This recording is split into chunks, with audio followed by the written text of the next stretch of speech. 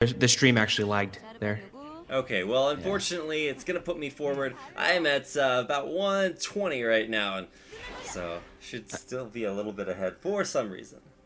That's weird. Yeah, it's because their stream is lagging. That's why. Okay, well, a little bit of an unfortunate situation to start things out with. Oh, first blood there for Reim. We'll actually use up over almost half of her mana pool just on a couple of birds. So we'll see if the bird is in fact the word here for I am Athena, representing, of course, versus Pure and Najin this season. So he's already going to start auto-attacking the creeps, and auto-attacking the creeps and shoving the wave is going to be a very, very strong strategy early on, because it says, look, I'm not going to play versus your enemy champion, I'm just going to force you to hit those creeps and get the pushing advantage for that early level 2. Okay, so the one thing I didn't talk about really is the expensive costs of the spell, at least for Valor. It's just it's so hard to just keep it spammed out, and also the passive for Quinn isn't too bad. Getting that true damage is always nice if he does lock on to Graves, but it's not all too often that'll happen.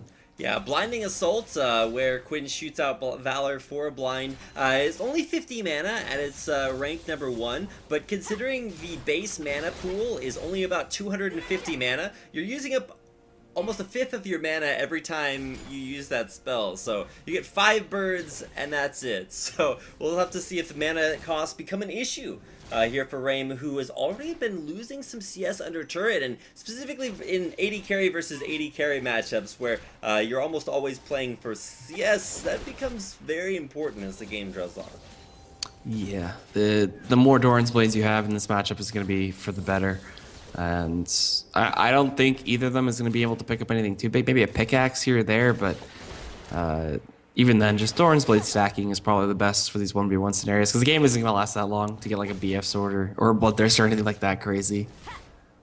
Ooh, Reim missing a lot of CS under turret, an entire wave of minions behind at this point. You're gonna see some double Harrier passive usage there by Reim, so getting a little bit of extra damage down, but forced to blow her health potion before Pure in this matchup is really gonna set her down in sustainability in lane. Not to mention the CS differential that's already starting to develop.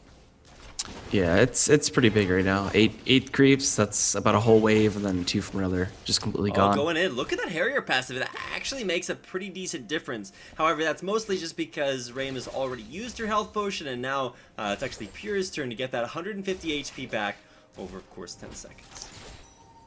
I mean, she's trying. She's actually exchanging really well too, getting that double like you said. It's just popping up on my screen. I'm really far behind apparently, but I gotta say that the mechanics are not too bad.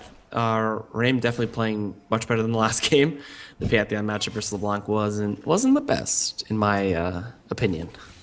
Alright, well, I'll go ahead and do a quick refresh here, possibly in between this game and the next, and we'll try to get the sync issues determined. But at least for the time being, Reim out of mana, out of health, and even with a summoner heal, it's just not going to be enough. That'll be a 2-0 Pure.